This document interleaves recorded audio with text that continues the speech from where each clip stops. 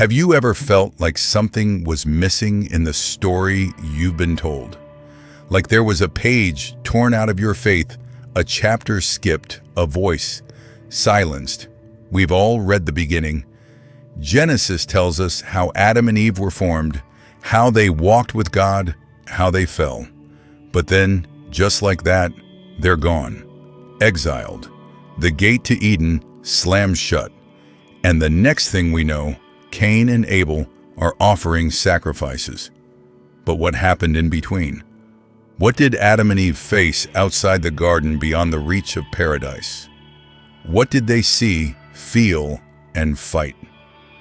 There is an ancient book buried for centuries, preserved not by empire, but by the hands of Ethiopian monks in the highlands of Africa.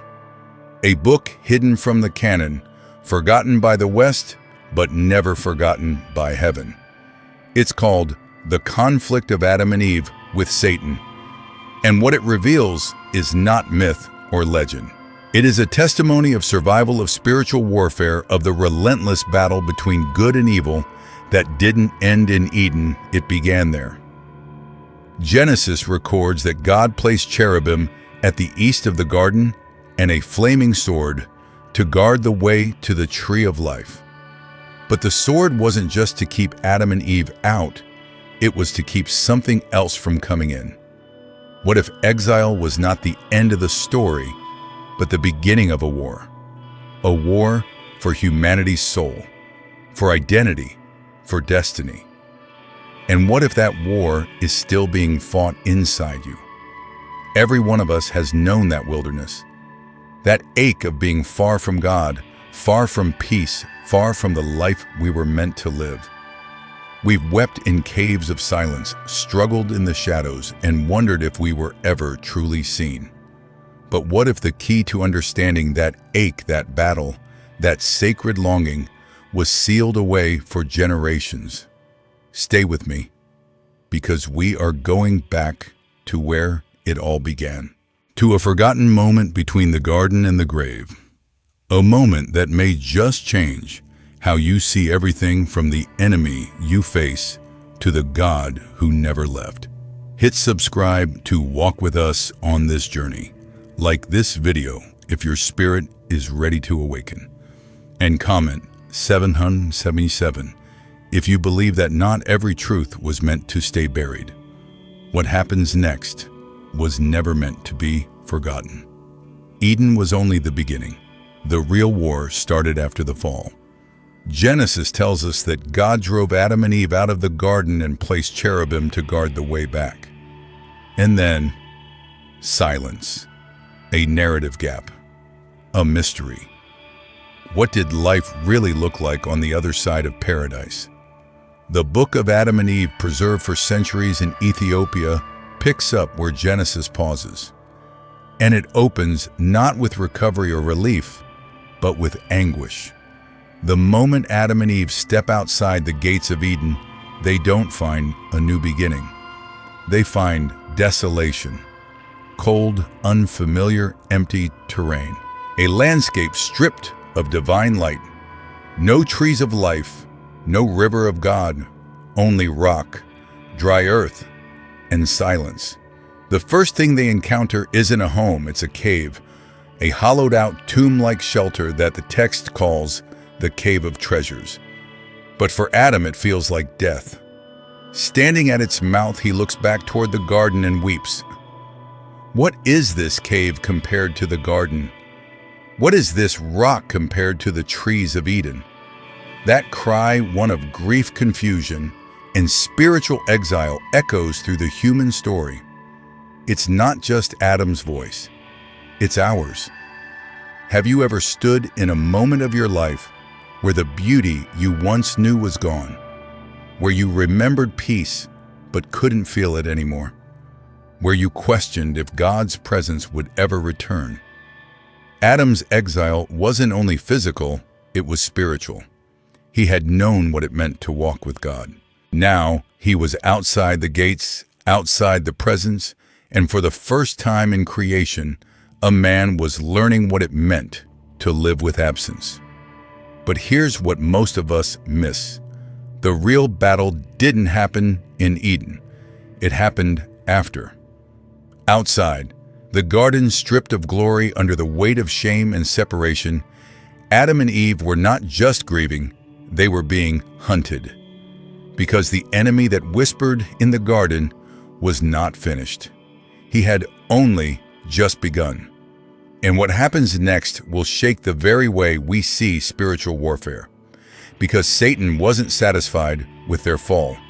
He wanted their destruction.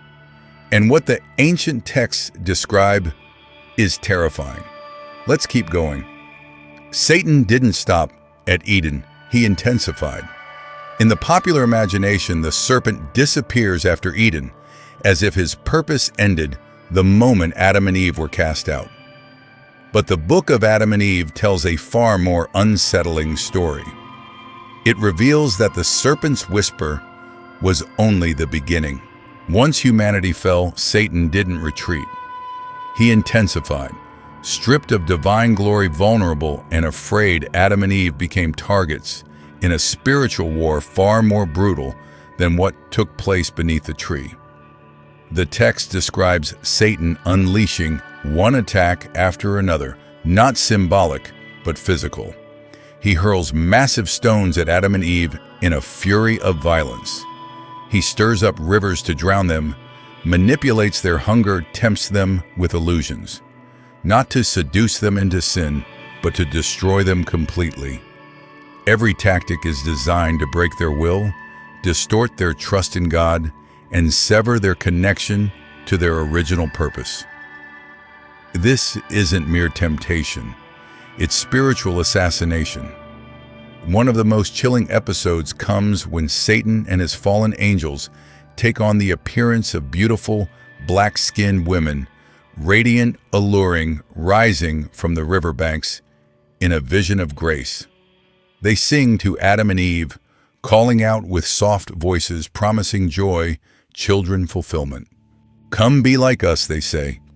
It seems peaceful, even divine. But it's all a lie. A demonic imitation of covenant. A counterfeit of God's design for marriage, twisted into a tool for rebellion. And the same strategy still plays out today.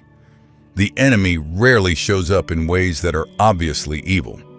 Instead, he presents illusions that mimic what is holy, false intimacy, that feels real ambition, that looks righteous comfort, that disguises captivity. He dresses deception in the language of love, freedom, even faith. Not to terrify you, but to make you trust what will slowly destroy you. How many of us have chosen what looks good on the outside, only to realize later that it was hollow inside? How many have followed voices that sounded like truth, only to end up further from purpose? This ancient book doesn't just expose the tactics of the enemy. It forces us to confront a deeper truth, that spiritual warfare isn't always loud.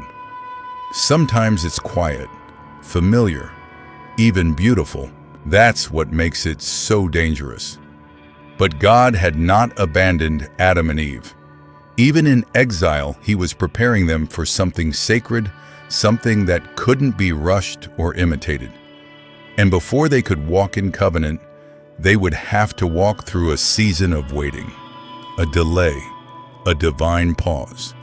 And what happened during that pause still speaks to us today. The divine delay, 223 days of separation before marriage. After the chaos of exile and the relentless assaults from the enemy, you might expect God to quickly restore Adam and Eve through union, to comfort them with companionship, to bind their wounds with intimacy. But instead, heaven delays. According to the book of Adam and Eve, they waited 223 days, 7 months, and 13 days before they were joined in marriage. This was no accident. It was a divine pause, a sacred season of separation. During this time, Adam and Eve didn't run to each other for relief. They didn't hide in each other's arms to escape the pain. Instead, they fasted, they prayed, they waited. And through that waiting, they aligned their hearts not with each other's desires, but with God's will. It wasn't loneliness that drew them together. It was obedience. They didn't chase emotional rescue. They pursued spiritual readiness. And when the waiting ended, heaven responded.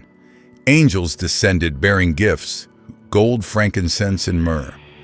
The same gifts that would one day be laid before the infant Christ in Bethlehem.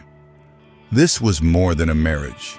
It was a prophecy, a covenant forged in exile, sealed with symbols of kingship, worship, and sacrifice, a shadow of the gospel long before the manger ever appeared. It's easy to overlook what this means for us today. We live in a world that rushes into connection. We chase romance to fix our wounds. We treat relationships like medicine for our loneliness. But the story of Adam and Eve shows us something radically different. That love, true love, isn't found in escape. It's found in surrender. How many of us have entered relationships not out of obedience but out of fear? Out of the need to feel wanted, to be seen, to silence the ache of isolation. And how many of those unions have left us emptier than before? The first marriage recorded outside of Eden wasn't built on longing, it was built on waiting.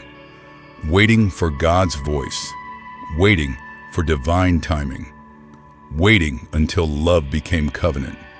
That delay wasn't punishment, it was protection.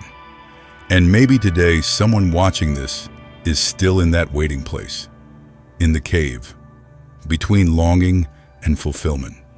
If that's, this, God sees your waiting. And if you remain faithful, what He brings won't just fill a need, it will fulfill a purpose. But this holy union wasn't the end of the story, because as their family grew, so did the conflict. And what happened between their children would not only echo the pain of the fall, it would reveal something even more shocking. Something the Bible hints at, but never fully explains. Cain, Abel, and the daughters they never told you about. We know the story, at least we think we do. 2 brothers, 2 offerings, 1 accepted, 1 rejected. A jealous rage, a murder in a field. But what if there was more? What if the first murder wasn't only about worship, but about desire, about disobedience masked as devotion? The book of Adam and Eve, along with ancient traditions like the book of Jubilees, reveals a forgotten dimension to this story, one that centers not only on Cain and Abel, but on their twin sisters. According to these accounts, Cain and Abel were each born with a twin. Cain's sister was named Lulua, radiant, strong, and deeply bonded to her brother. Abel's sister Awan, or Azura, in some traditions, was gentle, faithful, and pleasing to God. But when the time came to marry, God gave a command that cut against Cain's desire. Cain was to marry Abel's twin, and Abel was to marry Cain's. That command was not random. It was about divine order, about obedience, about breaking the instinct to cling to what feels right in favor of what is right. But Cain refused. His heart burned with rebellion. He didn't just resent God's favor toward Abel, he resented the command that denied him what he wanted. His offering wasn't rejected because it was inferior. It was rejected because his heart was already turning away from God's authority. So the murder that followed wasn't just an act of rage, it was a rejection of divine alignment. Cain killed Abel not merely to silence his brother, but to eliminate the obstacle between himself and his own craving. The ground that swallowed Abel's blood didn't just drink injustice, it absorbed rebellion. A rebellion born from the belief that my will matters more than God's way. And what of the sisters, Lulua, Awan, Azura? These women appear only in the margins of ancient texts, their names lost to time in most modern Bibles. But their presence shaped the legacy of civilization. They were not footnotes, they were foundations. Lulua would become the silent companion of Cain, walking beside a man marked by exile. Azura would become the wife of Seth's mother to the line of righteousness, the lineage that would lead to Enoch, Noah, and eventually the Messiah. These forgotten daughters were not passive figures. They were carriers of covenant, wombs that bore both culture and covenant, rebellion and redemption. And still today, their silence echoes the silence of women throughout history, erased, unnamed, yet essential. How often do we miss the deeper truths because we've only been taught the surface? How many of our struggles, our rivalries, our heartbreaks, are echoes of this ancient struggle between desire and obedience, between what we want and what God wills. Cain's choice left a scar on the earth, but Seth's line would carry a seed of hope. And it is from that hope that a new chapter begins, one that reveals how sound itself, music itself, could awaken a new kind of fall. One that would shake the heavens and corrupt the bloodline of earth. The music that pulled angels down, how the sons of God fell. By the time the children of Adam and Eve began to multiply, humanity stood on two diverging paths. One, the line of Cain, marked by rebellion, innovation, and earthly glory. The other, the line of Seth, set apart on the sacred heights of Mount Hermon, seeking to remain wholly untouched by corruption. But what came next shattered that fragile separation. And it began not with a sword or seduction, but with sound. According to the book of Adam and Eve, and echoed in traditions preserved in Ethiopia, a descendant of Cain named Jenan forged something the world had never known: music. He crafted instruments of string and wind harps and flutes, and from them poured melodies that stirred the flesh, awakened the senses, and reached even the ears of those on the holy mountain. His music wasn't just beautiful, it was irresistible. It echoed with the longing of those who remembered Eden but had never walked in it. The sons of God, righteous descendants of Seth, men devoted to walking in holiness, heard the sound rising from the valley below. And something shifted. Their gaze turned downward. Their hearts stirred. The music ignited desire. Not for worship, but for the women dancing beneath them. Women of Cain's lineage. Women shaped by the world, not by the covenant. And so they descended. Genesis 6 records it plainly. The sons of God saw that the daughters of men were beautiful, and they took them as wives. But what followed was far from ordinary union. From these forbidden relationships came the Nephilim, giants hybrids, beings of unnatural strength and corrupted nature. Creatures who did not reflect the image of God, but the violation of his design. This was not merely intermarriage, it was a breach of spiritual order, a mixing of what was sacred with what was profane. And the result was chaos, the earth filled with violence, injustice, and bloodshed. The Nephilim devoured the land, ruled over men, and taught forbidden knowledge, warfare, sorcery, manipulation of creation itself. This is why God sent the flood not out of rage, but out of preservation. The flood wasn't just judgment, it was purification, a divine reset to protect the integrity of what he had made. But here's the sobering truth: we are repeating the same patterns. Today, we're not crafting flutes on the mountainside, we're engineering gene splices in laboratories. We're creating artificial intelligence with self-learning autonomy. We're merging technology with biology, exploring the boundaries of transhumanism. Once again, we're reaching beyond what God has ordained and calling it progress. Ask yourself, how different is this age from the days of Noah? How much of what we celebrate as innovation is actually imitation of a power we were never meant to hold. The fall of the sons of God didn't begin with violence. It began with beauty, with desire, with the slow drift from holiness toward human fascination.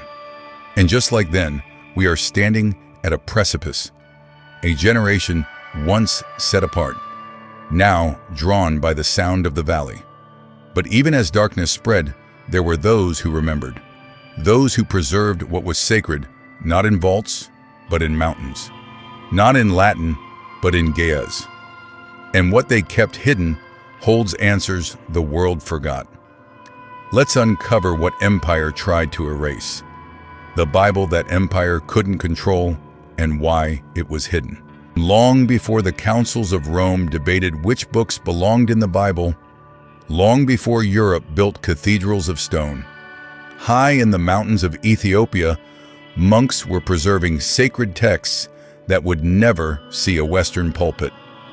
These weren't myths. They weren't heresies. They were scrolls of raw divine revelation, too bold, too uncompromising, and far too empowering for empire to accept. The Ethiopian Bible contains 88 books, not 66. It includes the Book of Adam and Eve, Enoch, Jubilees, and the Kebra Nagast. These aren't footnotes of faith. They are pillars of a spiritual worldview that centers Africa not on the margins, but in the heart of God's unfolding plan. In this tradition, Eden isn't just a garden, it's a sacred mountain where heaven and earth touched. Heaven itself isn't a palace in the clouds, it's a living ascent through 7 realms of divine transformation and the Ark of the Covenant. According to Ethiopian tradition, it wasn't lost. It was carried to Africa by the son of Solomon and the queen of Sheba. Not a legend, a legacy.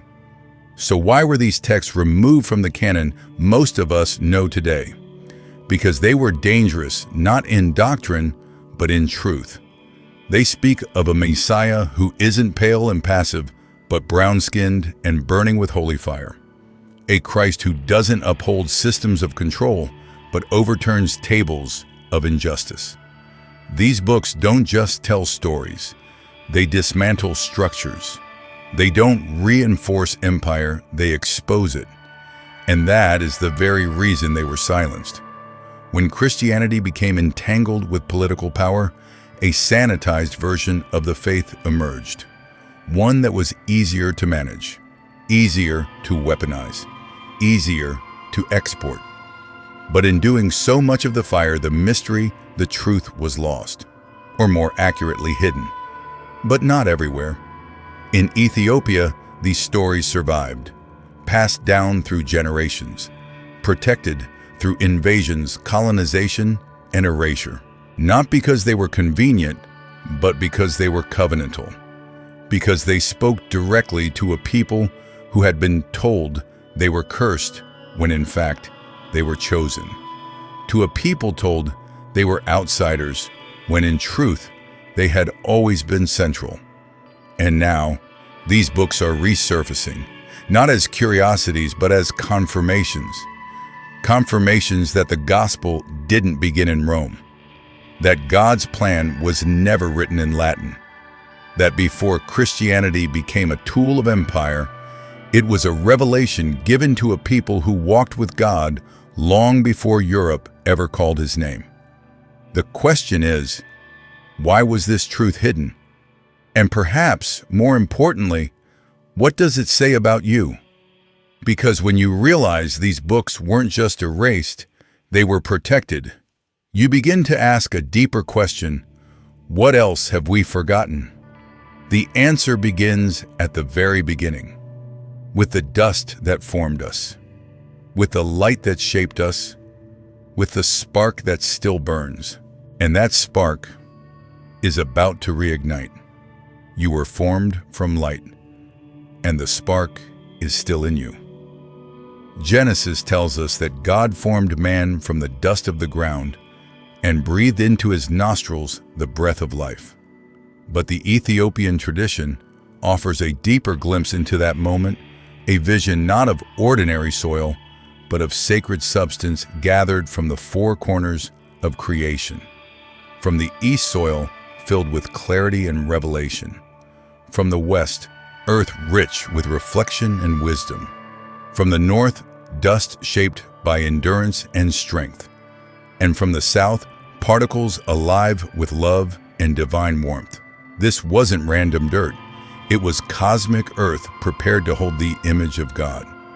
And into that vessel, God didn't just breathe air, He placed a spark, a living flame of divine essence. The book of Adam and Eve says that the light burned in Adam's eyes like crystal.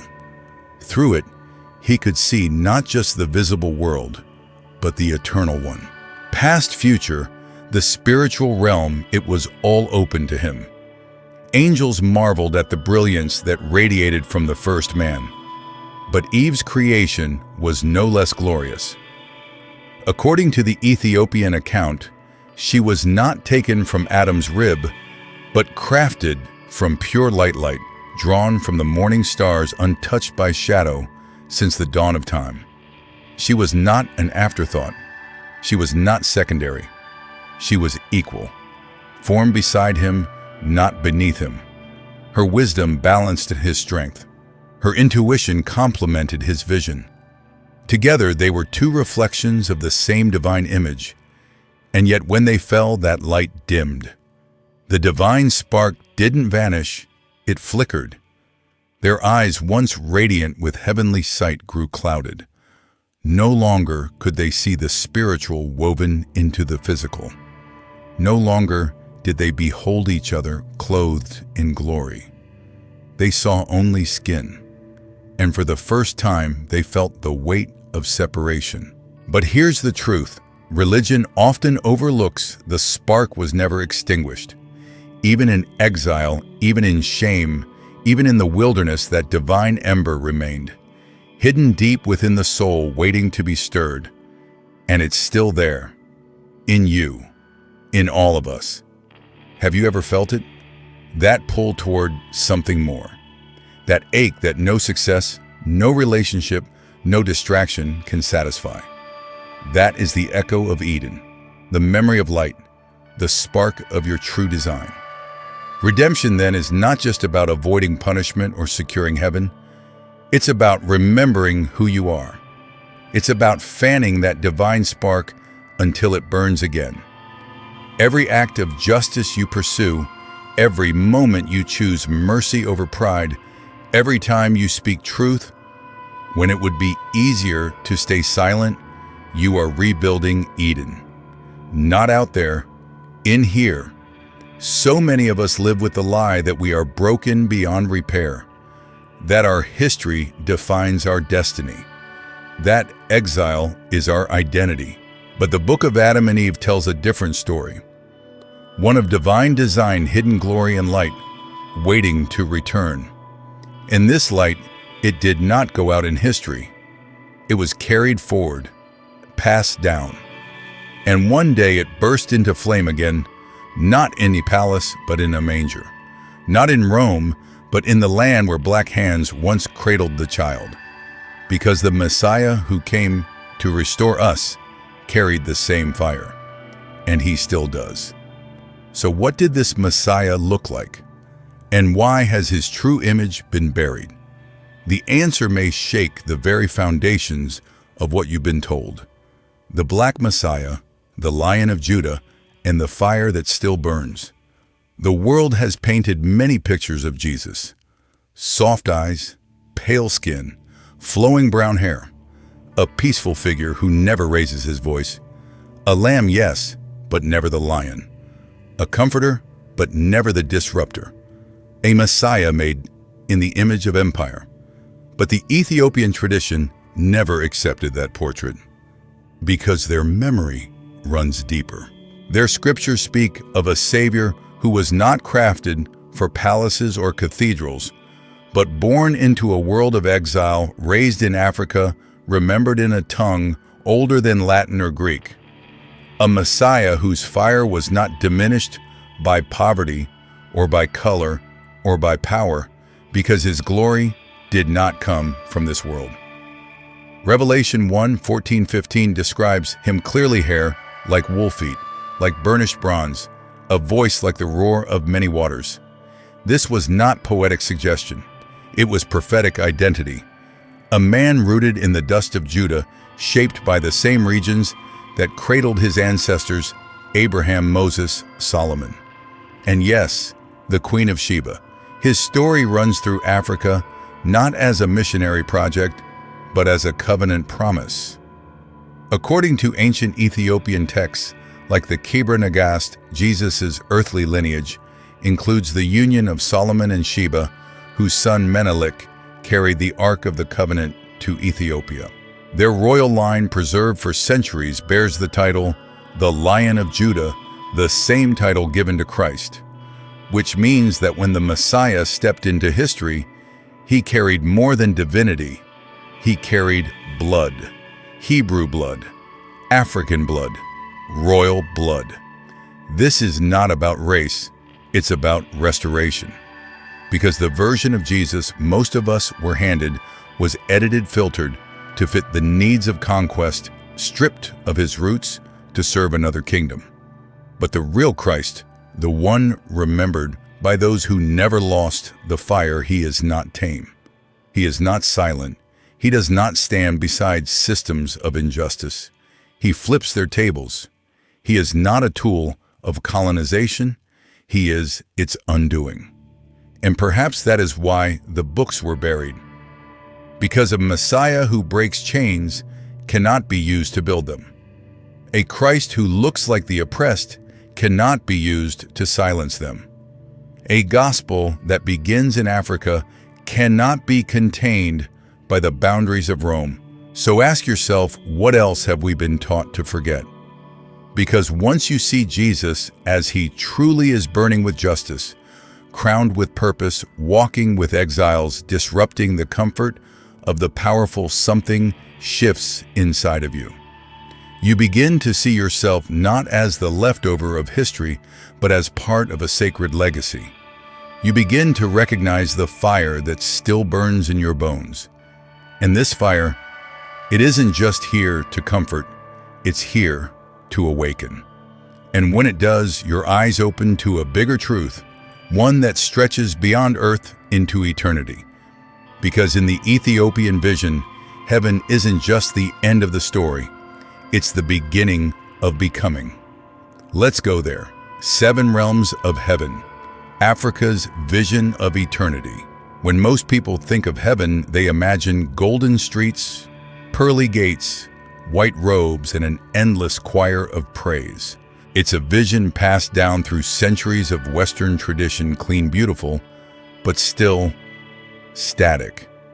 Yet in the Ethiopian tradition, heaven isn't just a final destination.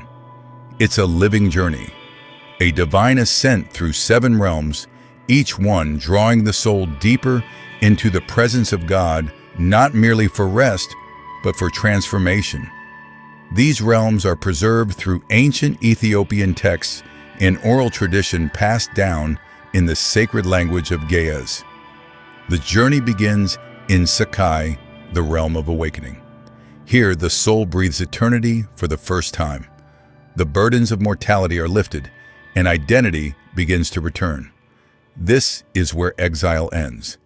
Then comes Eden, restored a realm where color sings, where light dances through every tree, and the 4 rivers of Genesis flow again, not with water, but with divine energy.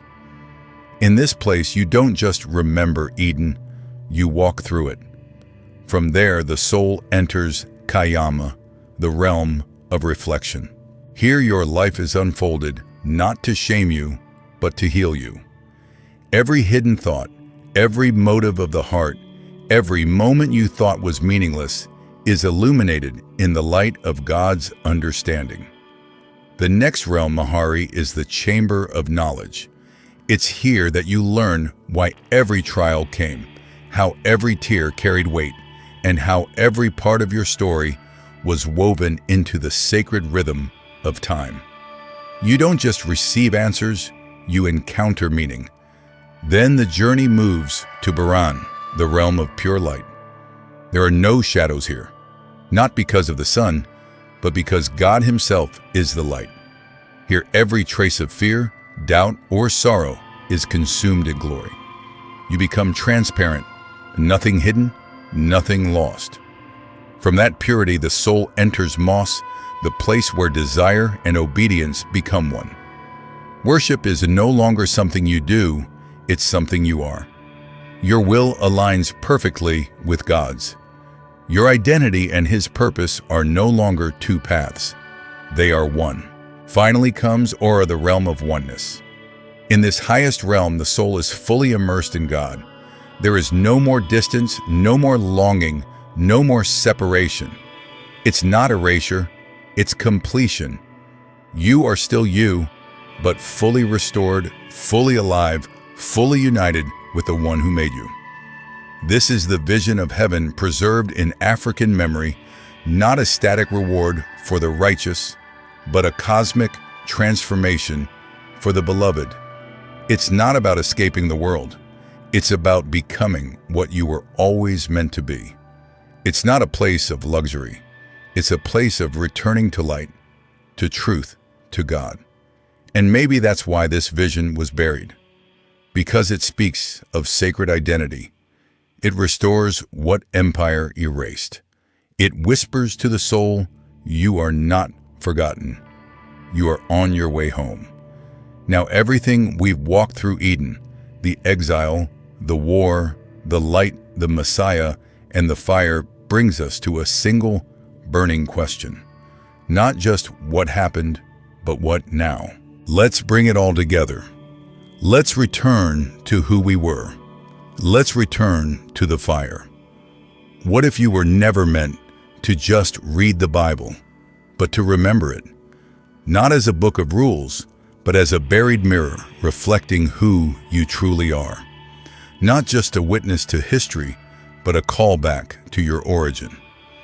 Because maybe the greatest mystery isn't what was hidden from you, but what was hidden in you. This journey through the lost book of Adam and Eve wasn't just about ancient exile or forbidden texts.